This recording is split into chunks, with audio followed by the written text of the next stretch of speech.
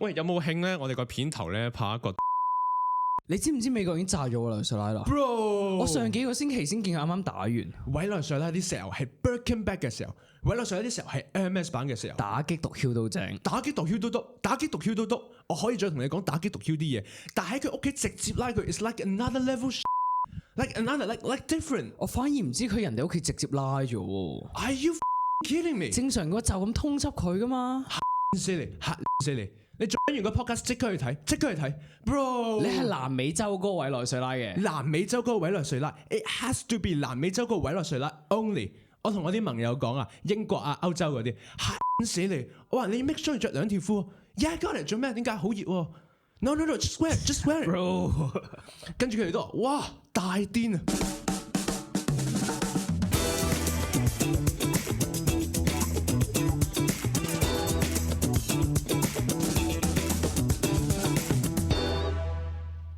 大家好啊，歡迎收聽樂事物台，我哋係你哋嘅主持人，我叫大魚，我係 Catherine， 我係 Tiffany。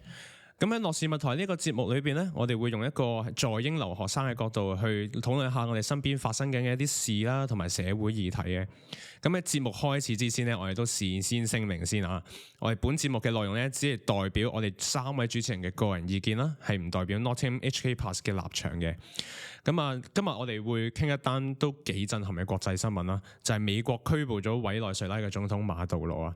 咁作為幾個香港學生喺英國讀書呢，我哋就會用自己角度去拆解一下呢件事點樣影響呢一個世界。咁 in case 大家唔知發生咗啲咩事啦，我哋就用好快最簡單嘅方式去同大家講下發生咗啲乜嘢事啦。咁喺2026年1月3號美國凌晨嘅時間呢，美國軍隊首先就係切斷咗委內瑞拉嘅網絡同埋通訊啦，並派出咗大量戰機去配合美國三角洲特種部隊對委內瑞拉首都加拉加斯進行咗空襲等等嘅精準軍事行動。咁喺幾個鐘頭之內呢，就將當時委內瑞拉嘅總統馬杜羅啦同埋佢老婆緝拿咗翻去美國受審啊，指控佢哋有關武器同埋毒品走私等等嘅罪名。咁喺法律上面呢，美國指控馬杜羅領導呢個販毒集團啦，就去美國走私一啲毒品，例如可卡因等等啦。咁所以咧就亦都係因為馬杜羅唔係一個美國覺得馬杜羅唔係一個民主制度所產生嘅政治領袖啦，亦都譴責佢唔係一個真正嘅政治領袖，而係一個帶領販毒組織危害美國安全嘅毒品恐怖主義者啊。但行動嘅本質咧係涉及咗大規模嘅空襲同埋地面嘅進攻啊，所以咧係造成咗幾十人嘅傷亡嘅。咁點解呢件事就咁聽落好似話係軍事行動咁樣？對依家嘅國際政治係會咁罕有咧，會造成世界咁大嘅反應咧？你哋會唔會有啲咩意見呢？咁首先講下委內瑞拉嘅反應先啦。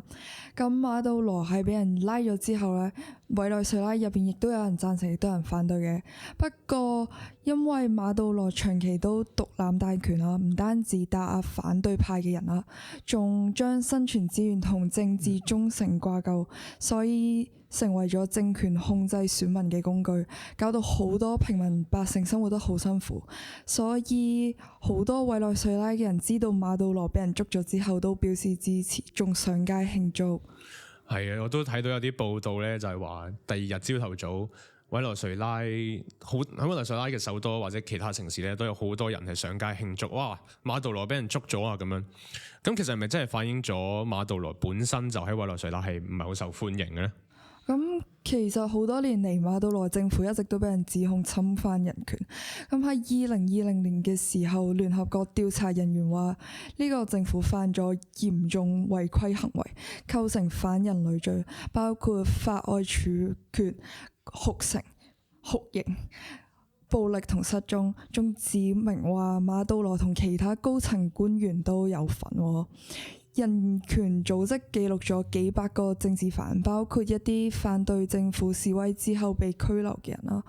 咁呢啲就係點解委內瑞拉國內都好多人想佢落台，即使佢仲有一部分嘅忠誠支持者嘅。冇錯，加上委內瑞拉市民嘅生活其實係被國際社會公認為當代最嚴重嘅經濟同人道危機之一嘅國家。咁其實喺馬杜羅嘅統治期間，委內瑞拉經濟其實係一直下跌緊咯。咁亦都經歷咗全球罕見嘅惡性通貨膨脹啦，物價係試過喺一年入邊去飆升咗幾千倍咁樣咯。因為其實雖然委內瑞拉呢個國家其實佢係有能力將啲石油挖出嚟變原油啦，但係鑑於國內嘅煉油廠嗰啲好殘舊嘅設備，亦都係冇錢再去 upgrade 嗰啲 infrastructure 去提煉成嗰啲嘅石化產品啦，所以其實市民係一直長期生活喺處於物資短缺嘅情況之下咯。In which 佢2019年係試過曾經用石油去同墨西哥啊嗰啲國家去換糧食咯，所以其實由此可見，我哋係會知道馬杜羅其實並唔係一個合格嘅總統咯。加上其實每次嗰啲總統大選，佢嘅對手唔係流亡啊、消失啊，就係閉關咯。即係其實唔單止國內嗰啲市民啦，主要係外界其實都知道呢一場並唔係公平公正嘅選舉咯。所以每次大選都會有人出嚟街上邊抗議啊咁樣咯。但係佢哋每次都會俾馬杜羅用武力去鎮壓住，所以其實我哋可以見到佢背後其實都背負咗好多條人命。係啦，都講開馬杜羅政府嗰個弊處啦，同埋對個國家本身自己有啲咩負面嘅影響啦。咁喺發生咗呢件事之後咧，雖然個政府個總統俾人捉咗啦，咁但係個政府亦都即刻叫咗副總統啦，洛迪古斯即刻去宣誓成為臨時嘅總統，咁就比較 surprise 嘅係，反而民望較高嘅反對派咧，在野嘅反對派咧就冇得乘機上位啦，因為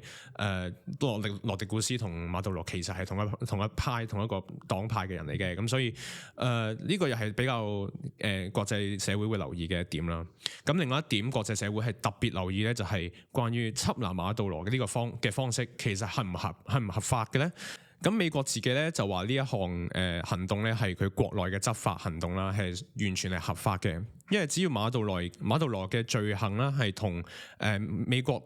有一個最低嘅限度聯繫咧，一個最低嘅 minimum contact 咧，即係換句話說，如果馬杜羅真係販賣緊嘅武器啊或者毒品啊，係最終運去美國嘅話咧，美國就可以利用佢嘅長臂管轄權啦，去喺國外咧去拘捕馬杜羅嘅。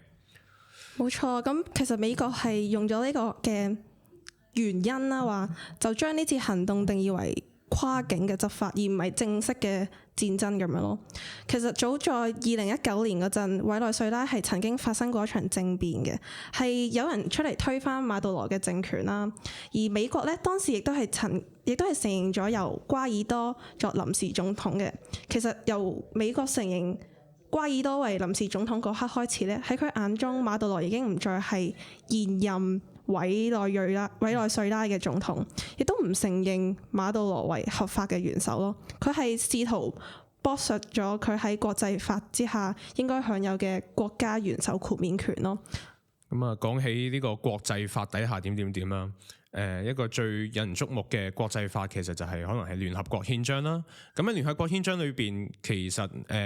美國係根據聯合國嘅憲章啊，美國係非法咁樣去委內瑞拉使用咗武力啦，侵犯咗每一個國家都有主權平等呢一個原則嘅。咁你哋對於呢個又有啲咩諗法或者意見呢？咁其實喺呢個聯合國憲章入邊嘅第2條第4款啦，佢有講到話，各會員國喺其國際關係上不得使用威脅或者武力，或者以與聯合國宗旨不符合任何嘅方法去侵害任何會員國或者國家之領土完整或政治獨立啦。咁即係睇，無論我哋喺聯合國呢個憲章裏邊去點睇都好啦，美國都係好似係唔合法嘅喎，即係佢用咗一個武力去侵害咗委內瑞拉嘅領土完整或者佢政治獨立啊嘛。咁有冇諗過其實美國真正做呢咁搞咁大場龍鳳出嚟，佢最終嘅目的係乜嘢咧？係真係要打擊個罪犯啦？定係要處理一下美國自己入邊委內瑞拉難民嘅情況啊？定係要控制委內瑞拉嘅實力啊？要控制到委內瑞拉嘅石油啊？定係要展示下佢自己本身軍事實力啊？定係想對抗一下佢個長期嘅敵人啦，假想敵咁樣啦，就係委內瑞拉嘅盟友啦，中國同埋俄羅斯咁樣。咁即係其實會唔會係我哋嘅 focus 咧？我見即係好大部分嘅人咧都係諗緊話其實美國係咪想攞委內瑞拉嘅石油咧？因為委內瑞拉係擁有全球最大嘅石油儲備噶嘛。咁所以你又覺得係咪真係要咁樣？佢嘅目的係咪要攞最大石油嘅儲備咧？我就覺得其實美國係有機會想掌握呢一樣，因為始終委內瑞拉都係全球最大石糧儲備國家，其實好多國家都係比唔上佢咯。即使佢更多，所以其實美國係可能就係佢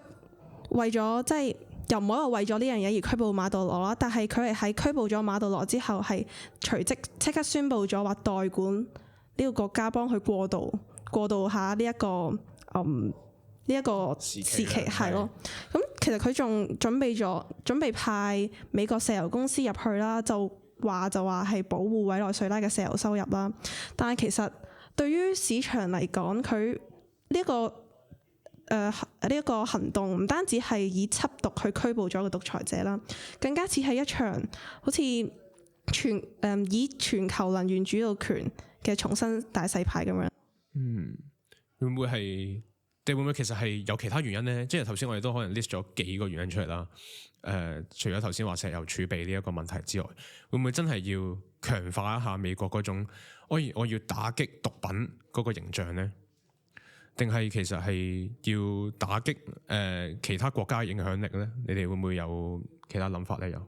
咁到目前啦，其實佢嘅臨時政府亦都宣布咗唔承認馬杜羅管轄嘅時候爭嘅中俄嘅債務，咁佢就清除咗俄羅斯、中國、伊朗係南美洲嘅外交聯繫啊。即係都係咪即係可能係要影響下嗰個全球嘅實力，即係或者個國家實力嘅一個平衡啦。咁但係個最大爭議嗰位啦，咁我哋頭先都一路講開，兜嚟兜去都係講嗰樣嘢，就係你覺得成個行動係？即係會喺你眼中啦，不如問你哋眼中，喺你哋眼中係似係執法啦，定係真係已經係軍事干預咧？你哋有冇啲乜嘢嘅 idea， 或者會唔會係根據佢美國嗰套講法啊，定係根據國際嗰套講即係聯合國憲章嗰套講法先至係合理咧？咁美國政府表示呢次行動係為咗要打擊毒品嘅販賣啦，咁亦都依據佢自己國內嘅刑事而拘捕馬杜羅嘅。但係呢次軍事嘅行動係冇通知到，即係冇事先通知到美國國會啊，所以委內瑞拉嘅政府亦都譴責呢次嘅行動係嚴重軍事侵略，亦都違反咗聯合國嘅憲章，亦都同時間宣布全國進入一個緊急嘅狀態。咁佢哋嘅副總統亦都之後被宣布為委內瑞拉嘅臨時總統啦。咁佢都有講到話呢件事有導致到委內瑞拉政府陷入一個高度唔確定性咯。咁亦都引發咗呢個國際亦都大家社會嘅廣泛關注同有唔同嘅反應。係咯，咁頭先都講咗即係話委內瑞拉政府就譴責呢一個行動係一個違反聯合國憲章嘅一個行動啦。咁亦都有好多外界嘅聲音話，呢樣嘢係違反咗國際法嘅國際法啦。咁係咯，咁國際法其實係乜嘢嚟嘅咧？係咪真係容許一個國家去拘捕另一個國家嘅總統咁樣咧？同大家科普一下啦，係國際法啦，咁in case 大家唔知道係乜嘢啦，咁就主要係即係我哋一個國際嘅慣例咁樣，好似咁就可以用嚟調節下國家之間嘅關係啦，同埋佢啲法律規則啦、原則啦。咁佢嘅核心咧，其實主要係確保主權國家喺呢啲互動中間係會有一個規矩可以守嘅，可以依據呢啲條約同埋國際習慣去做嘢啦。咁可以強制去即係令到唔同國家，因為唔同國家有唔同嘅法律啦，既然大家都唔同嘅時候，係咪應該有一個即係國際法就成為咗中間嘅一個橋梁啊？咁就令到大家都有一個 standard 可以去跟咁樣咯。咁但係無論點睇都好啦，出自咩理由都好啦，係美國係我哋打擊罪犯，定係攞石油，定係蓄意侵犯，定係合理地嘅自衛？喺國際法底下咧，咁樣毫無預警地使用軍事行動咧，其實已經係唔符合我哋頭先一路講緊嘅國際法咁樣咯。咁如果嗱，不如我哋換角度去睇，如果我哋美國唔係咁樣去整一啲即係無啦啦軍事行動咁樣去捉咗個馬杜羅，如果馬杜羅真係犯咗重罪嘅話，應該點樣做咧？美國應該邊個去審馬杜羅咧？咁就會唔會你哋都有諗到一啲 idea， 即係應該係點樣去做？即係如果啱嘅話，應該點樣去做？或者會唔會有啲先例去可以參考下以前係點樣做，我哋依家應該點樣做咁樣咧？咁喺1989年嘅時候啦，美國總統老布殊係老布殊1989年嗰時係冇錯。咁嘅時候就發動一個軍事干預，逼巴拿馬當時極度唔受歡迎嘅總統諾瑞加係冇錯。諾瑞加落台啦，跟住亦都將佢送到去美國接受呢個毒品嘅指控嘅審判。咁可能佢當時係想保護呢個巴拿馬運河嘅運行權啦，咁亦都對美國係有直接嘅利益影響嘅。但係今次呢，今次就即係始終又唔係巴拿馬啦，因為巴拿馬運河對於成個世界嘅航道啊係好大影響啦。但係委內瑞拉又係咪有即係對美國有直接嘅利益影響呢？咁樣又有待我哋去再思考啦。或者我哋換句説話去講，你會唔會覺得美國呢個行動啦？我又講翻美國本身個軍事行動啦，係騎劫咗國際法呢？即係會唔會話國際法其實係原來係對大國，即係美國呢啲大嘅國家係冇效嘅，即係佢只係針對緊細嘅國家呢？咁應該係點樣做呢？國際法其實係咪有個我都知道國際法其實有個基本原則啦，係咪？即係叫做國家元首豁免權啦，即係話如果你任何一個國家嘅在任元首就算你覺得有罪嘅話，你都唔可以去人哋嘅領土度拘捕佢啦。咁你哋又覺得咁樣係美國真係騎劫咗國際法啦，定係其實國際法根本上佢都寫到明係有個咁嘅權㗎啦，但係美國都依然係咁樣做？你會唔會覺得就係國際法係對於美國係冇效嘅咧，淨係針對緊小國嘅咧？我就覺得其實有可能有少少影響咁樣啦。咁其實雖然美國佢自己就唔承認馬杜羅為合法總統啦，但其實馬杜羅佢依然係委內瑞拉國家嘅領導人咯。咁美國呢次行動就佢係就好似直接對一個國家領土主權嘅公然侵犯咁樣啦。佢係完全係無視咗主權平等呢樣嘢咯。佢咁樣做其實係等同於同全世界人講，只要我覺得你犯咗罪，對我係有威脅，咁其實你嘅元首身份都保護唔到你咯。咁佢呢個先例一開嘅話，其實好多國家嘅領袖都會覺得人人自危啊，或者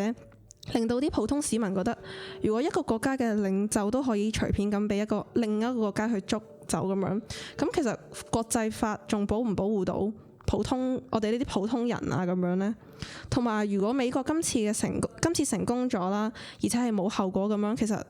會令到大家覺得，咁其他大國會唔會學佢咁樣做呢？譬如俄羅斯會唔會去仿效美國去拘捕佢哋唔中意嘅鄰國領袖咁樣呢？咁呢種唔確定性呢，其實係會令到全球嘅政局進入一個極度危險同混亂嘅局面咯。咁即係啱啱你講到話，會唔會俄羅斯咁樣都會有呢啲嘅仿效美國嘅行為咁樣啦？咁我哋不如轉一轉去睇下國際層面啦。即係講開俄羅斯就講埋啦，即係其他國家有啲咩反應咧？對於呢件事，